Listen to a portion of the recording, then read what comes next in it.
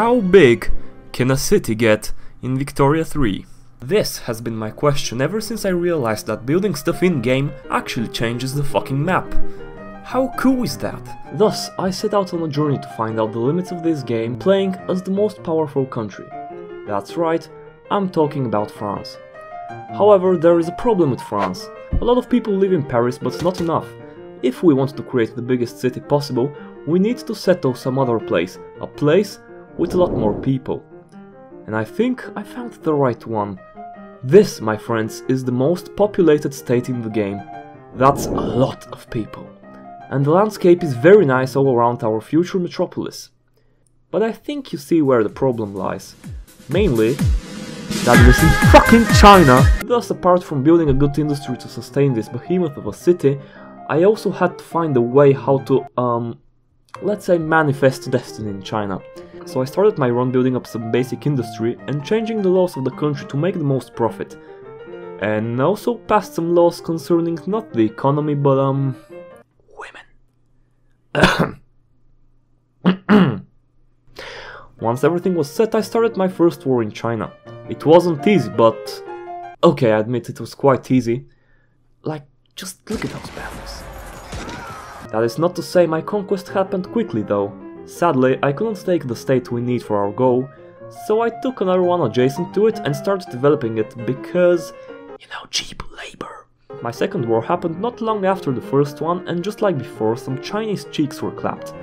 Just kidding, we ain't doing that stuff, they gave it up for free. How nice of them. After I got what I wanted, it was time to finally develop some industry.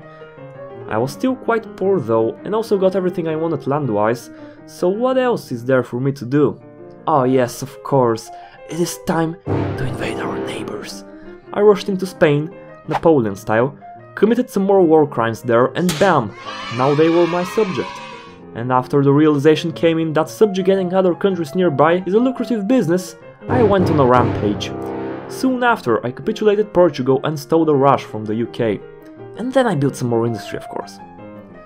Next came the Netherlands, Mexico, Japan, Belgium and Italy, which was actually a pain in the ass to conquer because of the fucked up front lines in the stupid peninsula. Please fix your combat system, Paradox.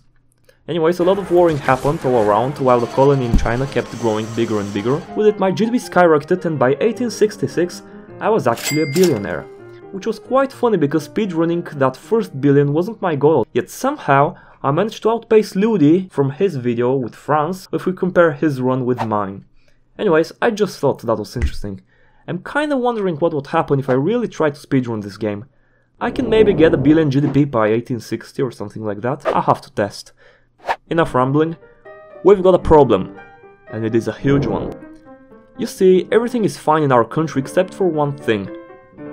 I ran out of people. The city became a tad bit too developed. Everybody literally had a job and was working in a factory, and from the moment that happened, I knew no matter how much I advanced technologically and streamlined the production of goods, there is no way to reach the in-game city size limit. You know, if there even is one. I couldn't of course wait for more people to be born and slowly build up the city, but I figured there is a quicker and more fun way to do that. And the method is... cheating. I'm sorry, I had to. There was no other way of finding out the limits of this game.